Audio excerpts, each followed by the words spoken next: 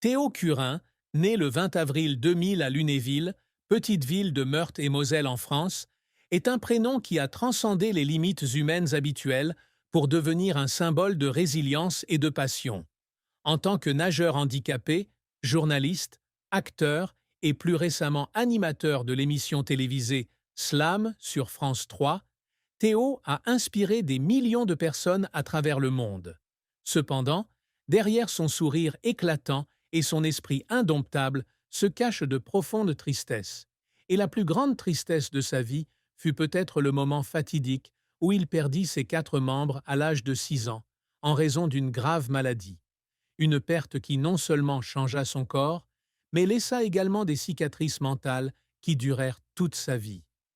La plus grande tristesse de Théo remonte au 18 mai 2006, lorsque lui, un petit garçon énergique de 6 ans, développe soudainement une forte fièvre, des convulsions et tombe dans un état critique. Les médecins de l'hôpital de Lunéville lui ont diagnostiqué une forme de méningite de type C avec purpura fulminant, une complication rare dans laquelle les bactéries attaquent les vaisseaux sanguins, provoquant une nécrose des tissus des mains et des pieds. Pour lui sauver la vie, l'équipe médicale a été contrainte de prendre une décision déchirante: amputer les 4 membres de Théo. Dans La chance de ma vie, 2022, son autobiographie, Théo raconte: Je ne me souviens pas de grand-chose de cette époque, seulement qu'à mon réveil, je n'étais plus la même personne. Cette perte n'était pas seulement une douleur physique, mais aussi un choc mental, car il réalisa que sa vie serait différente pour toujours. J'étais triste de ne plus pouvoir courir partout comme mes amis, de ne plus pouvoir tenir une cuillère et manger comme avant, confiait-il dans une interview accordée à Gala.fr en 2023. Mais ce qui m'attristait le plus, c'étaient les regards de pitié que je recevais. Ils me donnaient l'impression de ne plus être une personne normale.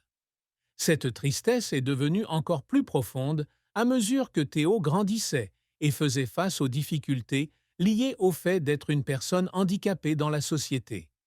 Après l'opération, il a passé 2 ans en rééducation dans un centre de Nancy, où il a dû réapprendre à manger, à bouger et à vivre sans ses bras et ses jambes. J'étais triste car je devais tellement compter sur les autres, confiait-il au Figaro en 2024. Sa mère, Stéphanie Curin, l'accompagnait souvent à ses débuts, lui lisant un livre de Philippe Croizon, célèbre athlète paralympique qui a traversé la Manche à la nage, pour l'encourager. Mais même ces encouragements ne pouvaient pas effacer le sentiment d'impuissance qu'il ressentait en regardant ses amis jouer au football ou grimper aux arbres. Des choses dont il rêvait autrefois, mais qui n'étaient plus que de lointains souvenirs. Il y a des nuits où je pleure parce que je me demande pourquoi ça m'est arrivé, confiait-il à Paris Match 2025. Je ne blâme personne, mais je suis triste parce que je ne saurai jamais ce que ça fait de tenir la main de quelqu'un ou de courir sur l'herbe. Un autre aspect de la plus grande tristesse de Théo a peut-être été sa séparation d'avec sa famille pendant son adolescence. Pour poursuivre une carrière de nageur, il quitte Lunéville à 13 ans pour rejoindre le centre de formation du Pôle France Handisport à Vichy, à plus de 400 km de chez lui. J'étais triste car j'ai dû quitter mes parents et ma sœur, a-t-il confié à Télé Loisirs. Les dîners de famille, les soirées cinéma ensemble me manquent, mais je sais que je dois y aller pour être la personne que je veux être. Ce sacrifice ne concerne pas seulement la distance physique, mais aussi le sentiment de solitude, alors qu'il doit affronter les défis seul, sans sa famille à ses côtés. J'ai beaucoup pleuré lors de mes premiers jours à Vichy, a-t-il admis. J'ai l'impression d'être laissé de côté, même si c'était mon propre choix. En fin de compte, la plus grande tristesse de Théo Curin se résume à sa lutte pour s'accepter dans les limites imposées par son corps. Bien qu'il ait transformé sa perte en motivation pour accomplir des exploits comme traverser le lac Titicaca à la nage et accueillir le Grand Chelem, il porte toujours une tristesse silencieuse à propos de ce qu'il n'a pas pu avoir. Une enfance normale, les expériences simples que d'autres tiennent pour acquises. Je suis triste car je ne peux pas changer le passé, a-t-il déclaré lors d'une interview accordée à France 5 en 2025. mais j'ai appris à vivre avec, même si cela me fait encore parfois mal. C'est la tristesse d'un jeune homme qui est passé de Lunéville aux plus grandes scènes du monde, mais qui porte encore dans son cœur des blessures irréparables, une tristesse profonde, persistante et indélébile.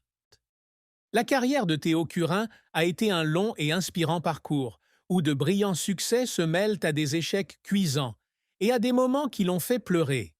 D'un garçon effrayé par l'eau à Lunéville, Théo est devenu l'un des meilleurs nageurs handicapés de France, un célèbre acteur, journaliste et animateur de télévision.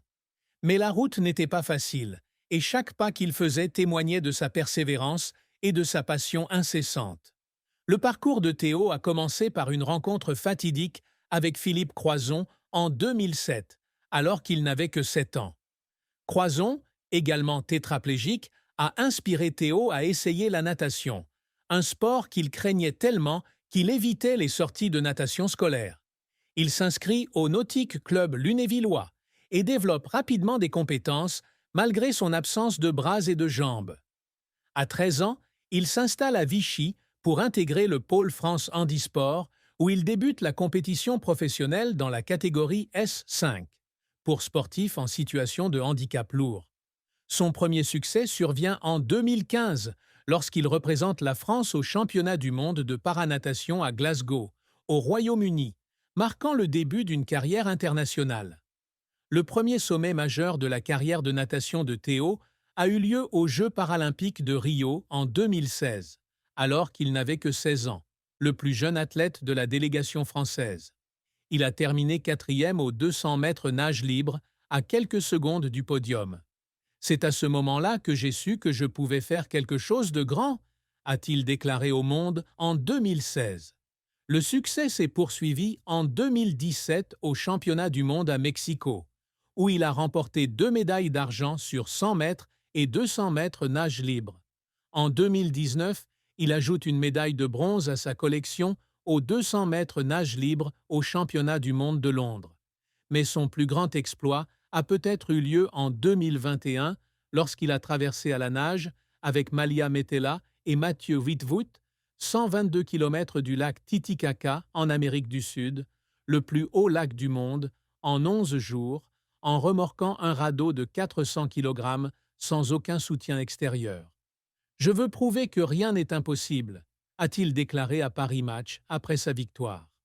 En plus de la natation, Théo a élargi sa carrière à la télévision et au divertissement. Depuis 2017, il apparaît dans la série Vestiaire sur France 2 dans le rôle de son propre personnage, un nageur handicapé humoristique. En 2019, il devient mannequin pour Biotherm, marque de cosmétiques haut de gamme de L'Oréal, et parallèlement journaliste au Magazine de la Santé sur France 5. En 2021, il est commentateur pour Eurosport aux Jeux olympiques de Tokyo. Et en 2024, il remplace officiellement Cyril Ferraud pour animer Slam sur France 3, un tournant majeur dans sa carrière télévisuelle. Il a également participé à Pékin Express 2022 et Fort Boyard 2022 à 2024, rapportant des dizaines de milliers d'euros à des associations caritatives comme Andy Chien et Les Bonnes Fées. Ses succès ne témoignent pas seulement de son talent, mais aussi de sa persévérance et de sa capacité à dépasser ses limites. Cependant, la carrière de Théo n'a pas toujours été de tout repos. L'un des plus grands revers a été sa décision de se retirer des Jeux paralympiques de Tokyo 2020 après que la pandémie de Covid-19 a perturbé l'entraînement et modifié la classification du handicap dans la catégorie S5. « J'ai beaucoup pleuré quand j'ai pris cette décision », a-t-il confié à Téléstar en 2021. « J'ai passé des années à me préparer, mais j'avais l'impression de ne plus avoir une chance équitable de concourir. » Au lieu de continuer, il a choisi de défier Titicaca, mais l'échec à participer aux Jeux paralympiques reste une douleur qu'il n'oubliera jamais. Un autre revers a été son échec à remporter une médaille au championnat d'Europe à Funchal, au Portugal, en 2016, malgré une médaille d'argent remportée auparavant. « J'ai pleuré parce que je savais que je pouvais faire mieux », a-t-il déclaré à Sud-Ouest. « J'ai l'impression d'avoir laissé tomber ma famille et mon entraîneur. » Cette déception l'a fait douter de ses capacités, mais l'a également motivé à redoubler d'efforts lors des tournois suivants. De plus, lorsqu'il a participé au Pékin Express 2022 avec la manager Anne Bayard, il n'a pas gagné, malgré ses efforts, dans des conditions difficiles. J'étais triste parce que je voulais faire mieux pour elle, a-t-il partagé dans Closer. Les larmes de Théo ne viennent pas seulement de l'échec, mais aussi de l'effort constant.